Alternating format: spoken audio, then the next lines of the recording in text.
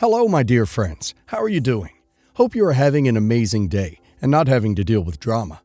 Ready for new stories I have for you today? Let's go to the first one. Buckle up, as it's a long one, and don't forget to listen to the end of the story to hear my insights. Enjoy the stories, guys, and please like and subscribe. And of course, don't forget to leave a comment. Growing up, I always felt like a burden rather than a child. My parents, a corporate lawyer in his mid-50s, and my mother, a real estate agent in her early 50s, were far more invested in maintaining their upper-middle-class image than actually being parents.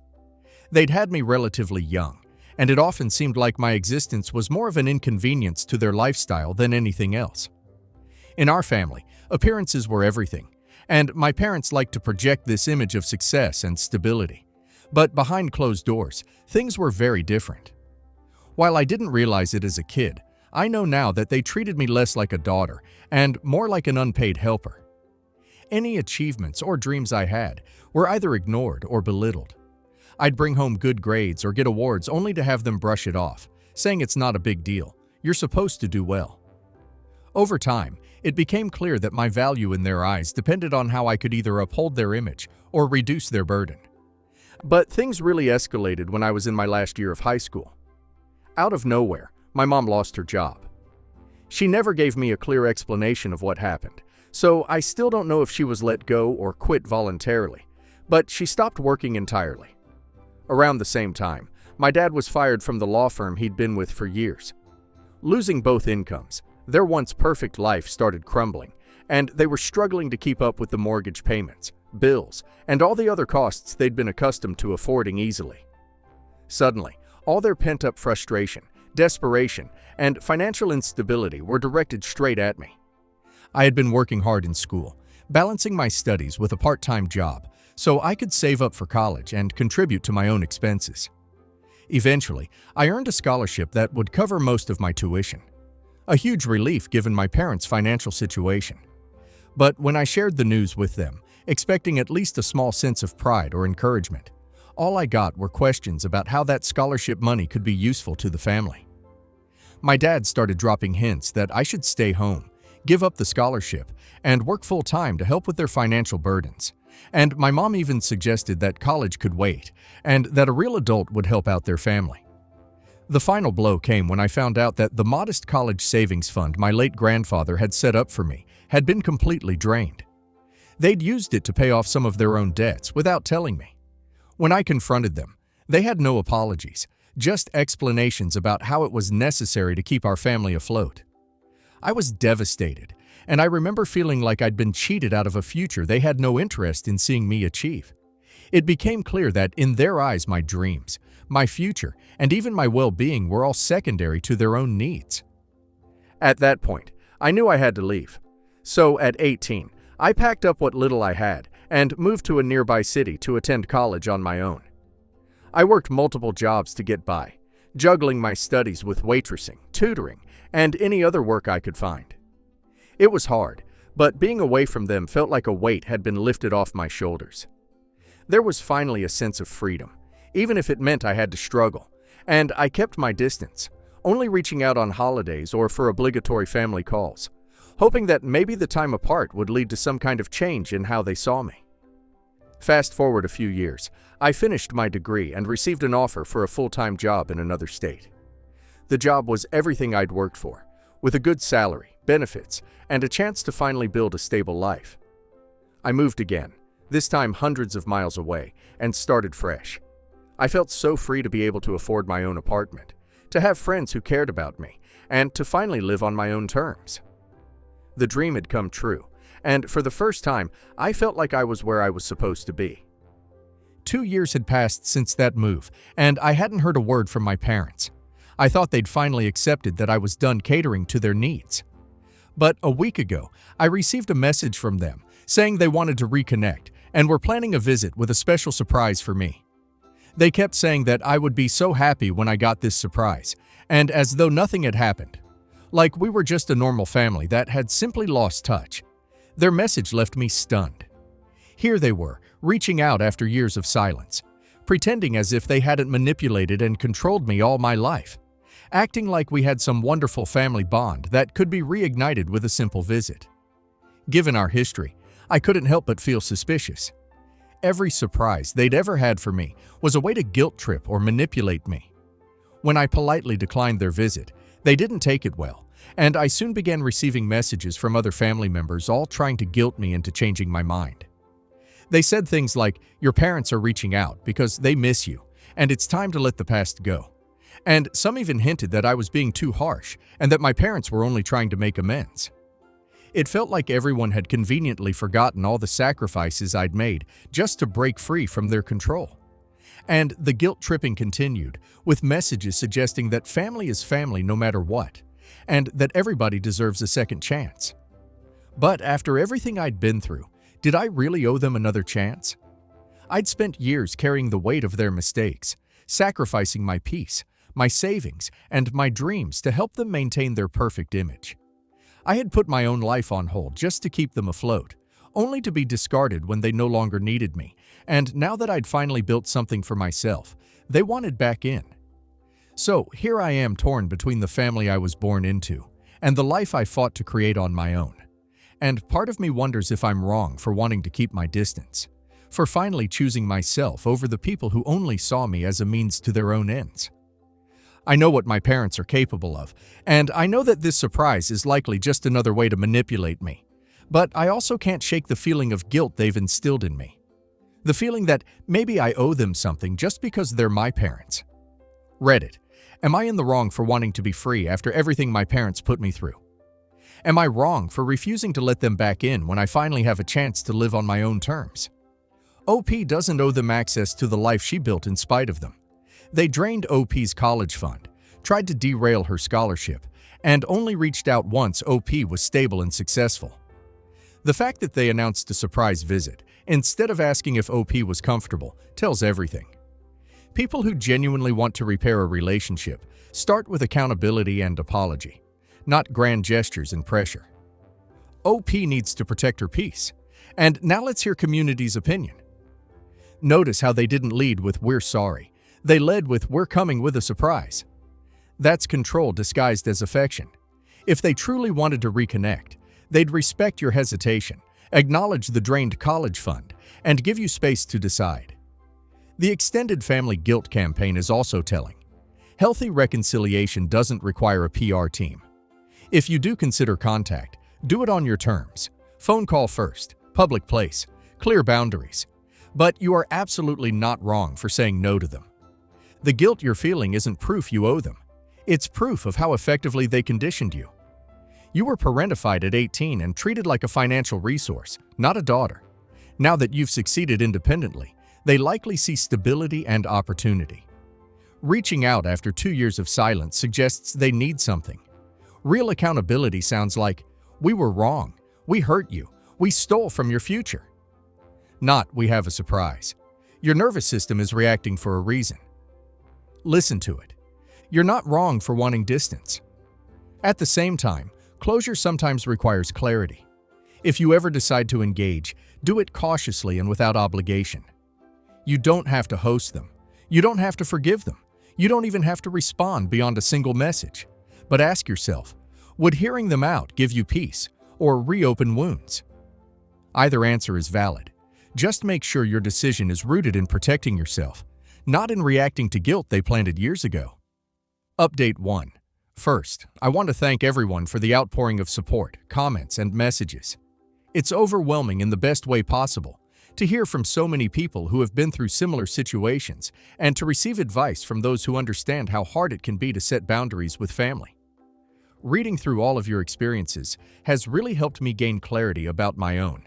And many of you pointed out something I'd missed initially, that my parents' whole approach to reconciling by showing up unannounced and dangling a surprise in front of me, especially a financial one, proves they still don't understand the impact of their behavior.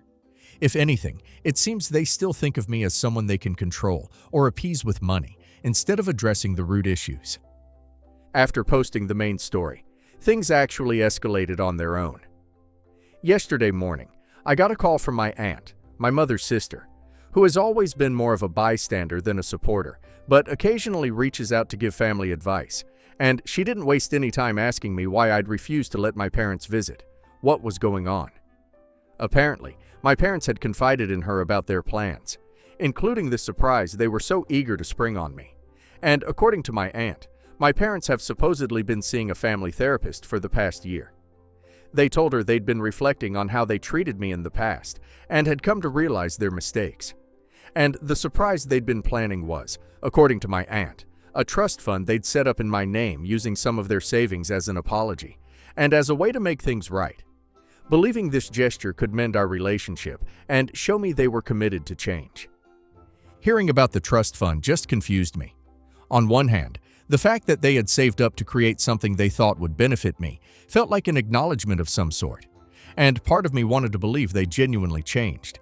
But then as I thought more about it, I felt frustrated that their so-called reconciliation plan still revolved around money and grand gestures, the exact things that created the distance between us in the first place. It felt like they were trying to buy my forgiveness rather than work on the relationship through open communication and respect. So, after hearing my aunt's story, I decided it was time to address this directly. I sat down yesterday evening and wrote a long email to my parents, laying everything out. I thanked them for what they claim to have put into therapy and acknowledged that it's a big step if they're really taking responsibility for the way they treated me. But I also explained that surprising me with a visit and using a financial gesture as a means of apology wasn't the right way to start rebuilding our relationship. I told them bluntly that if they were serious about moving forward, it needed to start with respect for my boundaries and a willingness to communicate directly about what happened, not by trying to buy forgiveness. And in the email, I was very clear that I wouldn't be accepting any visits or meetings unless we first established some ground rules. I suggested we start with regular phone calls or messages where we could both gradually build trust and discuss past issues in a way that feels safe for me. And I explained that rebuilding our relationship would take time and that I needed to see sustained change, not just a one-time gift or gesture. I even mentioned that if their therapy is truly helping, they should know that reconciliation takes work, not just money or big surprises.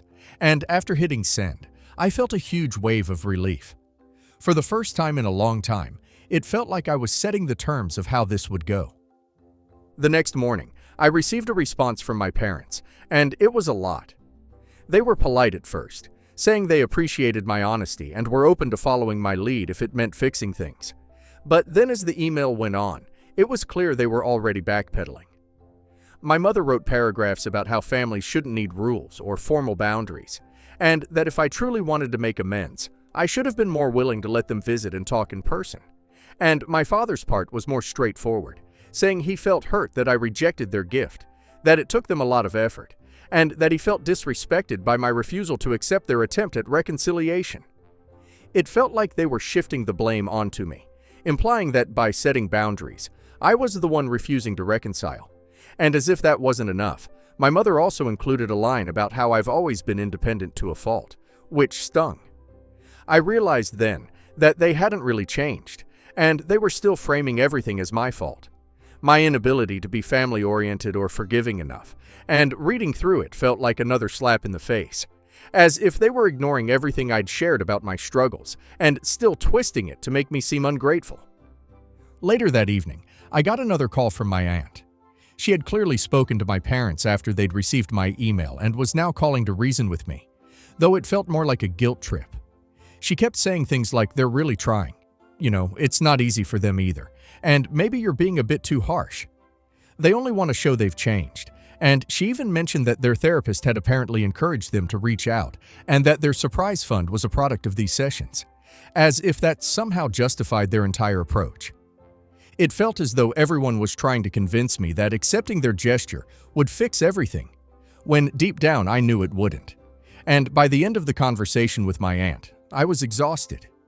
I was mentally drained from having to explain over and over that a one-time grand gesture isn't a replacement for years of genuine effort or accountability.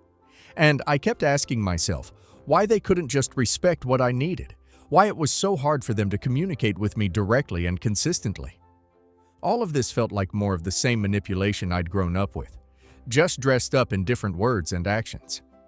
I feel like I'm being pushed into a corner, and it's almost as though by setting boundaries, I'm being punished or accused of not trying hard enough to fix things. I never wanted any of this, and I never wanted to be forced into playing the role of the ungrateful daughter, just because I'm not bending to their version of getting back to how things were. And now with family members pressuring me to change my stance, I feel like I'm back to square one, trying to defend my choices and my autonomy. After everything I've been through, I know I don't deserve this. I've worked hard to build a life on my own, to be free from the manipulation and control that defined my childhood. Update 2. I truly didn't expect things to escalate as much as they have in the past few days. After sending that last email and being firm about my boundaries, I had hoped that my parents would take a step back and respect my decision. But things have only gotten more complicated, and I'm starting to see just how far they're willing to go to reassert control over me. 2 days after my last post, I woke up to a text from an unknown number. It simply read, "Hope you're doing well in your new city. Don't think you can hide forever. We'll see you soon." My heart stopped. I immediately assumed it was spam or some random scam message, but as I reread it, something about the tone felt too familiar. It was similar to the way my father would leave me reminders or messages when he wanted me to feel guilty or anxious about something, and I was trying to brush it off, but it definitely rattled me. Later that day, I received an email from my father. It was a long, formal-sounding message where he said he'd been disappointed by my response and lack of willingness to accept their hand of reconciliation. He didn't outright threaten anything, but the language was pointed, and he mentioned how I was their only child, and as their daughter, it was my moral responsibility to show some respect, meet them halfway, and at least consider their attempts to reconcile. There was also a line about how they had invested so much in my education, my upbringing, and that now was not the time to repay them with silence and distance. And reading between the lines, it felt like he was implying that my success and independence were somehow things I owed to them, and it was my duty to keep them close out of gratitude. I was furious, but it also confirmed my fear. They weren't going to respect my space. That evening, I called a close friend who had known me and my family for years. She listened to everything, then calmly reminded me that my parents have always pushed boundaries, and this was probably their way of testing to see how much I would take before I finally gave in.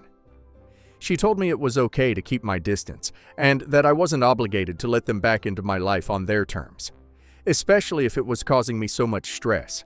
And I felt a wave of relief knowing I wasn't alone, and feeling like their behavior was manipulative. But it didn't stop there. The next day, I noticed my parents had both followed me on Instagram, a platform I had used to stay connected with college friends, but had kept private without any family members. I hadn't blocked them before, since they'd never used social media much. But it was unsettling to see them pop up now. And even stranger, I noticed my mother had liked some old posts on my profile. The last one from about 2 years ago when I first moved to this new state for work. It felt like they were going out of their way to leave a mark, like they were reminding me they could still keep an eye on me. That night, I got a message from my aunt again. She asked if I'd spoken to my parents recently, saying they were worried and didn't know how else to reach me since I've been so closed off. And she told me they knew where I lived and hinted that they were considering flying over for a quick visit to talk things out. My aunt played it off as if it was no big deal, saying they just wanted to set things straight and were only showing up to give me some clarity about their intentions. But the way she spoke made it clear that they'd already made up their minds to show up. My aunt even added that I was overreacting and that this situation wasn't as big of a deal as I was making it out to be. And the worst part of it all was realizing they knew exactly where I lived. When I first moved here 2 years ago, I'd never shared my address with them, hoping for a fresh start without the constant worry of them interfering in my life. And it struck me that they might have found my address through other relatives, or maybe even through an online search. Knowing how persistent they can be, it sent chills down my spine to think they'd been quietly keeping tabs on me, and I was horrified, but not entirely surprised. Feeling on edge, I emailed my parents again, making it very clear that I wasn't comfortable with any surprise visits, and reminding them again that I needed space. I explained that if they truly wanted to make amends, it would have to be done respectfully and without trying to track me down or follow me online. And I thought my tone was polite but firm, hoping that if they read it carefully, they'd realize that showing up uninvited would only push me further away. Their response came quickly. My mother replied with a long guilt-tripping message about how they couldn't believe I was treating them like strangers and how it broke their hearts to see me so distant and ungrateful after all they'd done for me. She talked about how family should always be there for each other and how they were just trying to support me in a way they thought I would appreciate. And it was all framed as if they were doing me some grand favor by being persistent, and I was too stubborn to understand their love. And she even said that someday I'd look back and regret pushing them away when all they wanted was to help me heal from the past. After reading that, I was done. I felt drained mentally and emotionally from trying to hold my ground and constantly having to explain my perspective. So I took a few hours to collect myself and then sent one final message, firmly stating that if they showed up at my home uninvited, I would call the police. I made it very clear that I was serious, that this wasn't a negotiation, and that if they truly respected me, they would back off and allow me to live my life without interference. The next day, I heard from a cousin on my father's side who rarely ever calls me. She'd heard through the grapevine that I'd threatened my parents with police action, and she wanted to know what was going on. And at this point, I felt like my life had become some kind of twisted family soap opera, with everyone getting involved and throwing their opinions at me. My cousin kept saying things like, "Your parents have been through so much, and isn't there a way to work this out peacefully?" And I almost couldn't believe what I was hearing. It felt like they were all reading from the same script, trying to guilt me into complying with whatever narrative my parents had spun for them. In a moment of desperation, I ended up going through my social media profiles and adjusting all my privacy settings, even going so far as to block certain family members who had shown an interest in meddling. I also decided to get a P.O. box for any future mail, because it dawned on me that they might start sending letters to my home address if I continued to resist their attempts to contact me. One last thing happened yesterday that solidified my decision to keep my boundaries strong. I got a notification from my apartment's management office saying there was a visitor asking to confirm if I live there. Thankfully, the staff member at the desk didn't give them any information, but the description sounded eerily like my father, and I felt my heart race as I realized just how far they were willing to go. It was as if they thought if they just showed up, they could break through my defenses and convince me to let them back in. So here I am now, still standing my ground, but feeling a mix of exhaustion and fear. I've spent years building my independence and learning how to stand up for myself. But this entire ordeal has made me question just how much strength I have left to keep fighting them off. Part of me feels a small pang of guilt, wondering if they'll ever truly understand why I need this space, or if they're genuinely just lost in their own perspective. But then I remember the years of manipulation, the emotional blackmail, and the constant reminder that my life was never fully my own around them. Update 3. Hello, people. It's been almost a month since everything escalated, and thankfully a lot has happened since. I have some good news that's given me a bit of peace, and my boyfriend and I decided it was time to move into a new place together. We were planning this for a while, but after this whole incident, my parents, we just became more sure about this, and we found a small but cozy apartment a few towns over. It felt like a fresh start away from the old address my parents had somehow tracked down, and we finalized the move just last week. And while I'm still keeping my guard up, I feel like there's finally some space between me and their reach, and it's a big relief knowing they'd have to work even harder to track me down again, and hopefully they won't try. Throughout all this, I've stayed in close contact with my friend who's been my sounding board through these chaotic weeks. She recently attended a gathering that my parents happened to be at as well, and I wasn't thrilled to know they'd be in the same room, but I trusted her judgment. Apparently, my parents have taken their narrative to a new level, and they've been telling anyone who will listen that I've abandoned them, that I'm ungrateful, and that they raised me with nothing but love only for me to walk out and disrespect them. And my friend kept her cool at first, just listening to what they were saying without interrupting. But things escalated.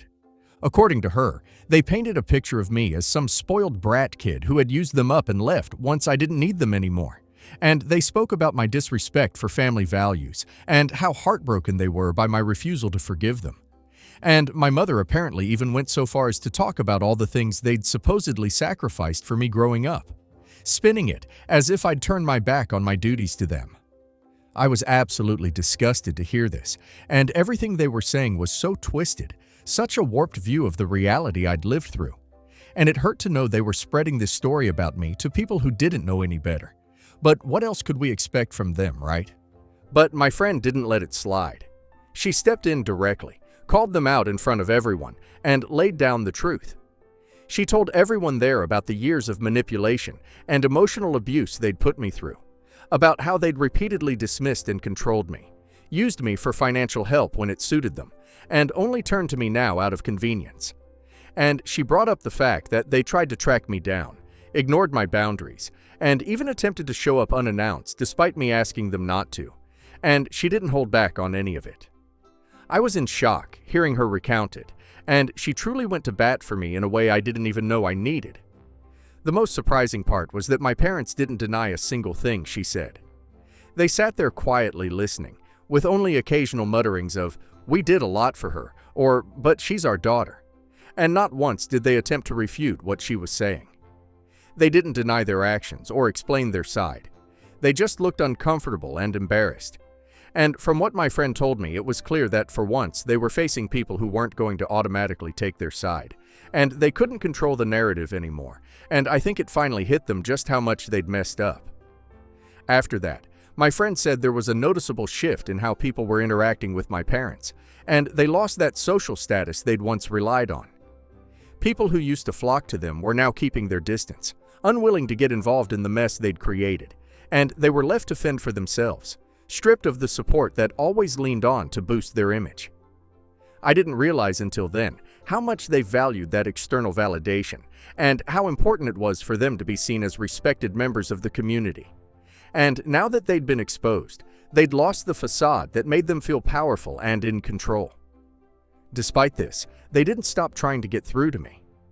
I received constant messages and emails from both of them, filled with emotional pleas and occasionally attempts at guilt-tripping me.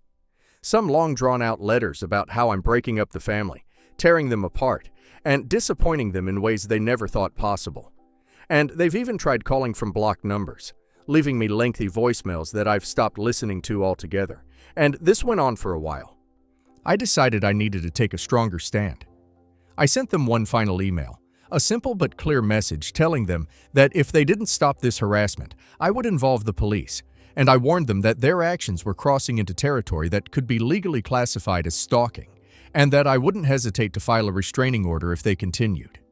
I spelled it out as plainly as I could, hoping that the threat of legal action would finally make them understand that I was serious about my boundaries. The next few days were tense. I received one last email from my mother, filled with dramatic statements about how they'd only tried to do what was best for me, and how I was throwing away the only family I had. And there was a brief line that I'm sure was intended to scare me, where she wrote, "One day you'll regret this decision. You'll look back and wonder why you couldn't just let things go." It was the kind of veiled threat that used to get under my skin, but now it only made me feel even more sure that I was doing the right thing. After that last message, things went quiet. I felt an immense weight lift off my shoulders, as if I was finally beginning to reclaim the freedom I'd been fighting for. It was a strange feeling realizing that they might actually be backing off, and I don't know if they're actually done trying to reach me. But for now, the silence is a relief, and I'm taking this time to focus on myself, my relationship, and the new life I'm building without their interference. Reddit. I don't know if this chapter with my parents is closed for good, or if they'll try to find another way back into my life. But for now, I'm content with the steps I've taken to protect myself and my happiness. It's been a long journey, one I'm still navigating, but I finally feel sorted and out of the whole family mess. Thank you for being here, everybody.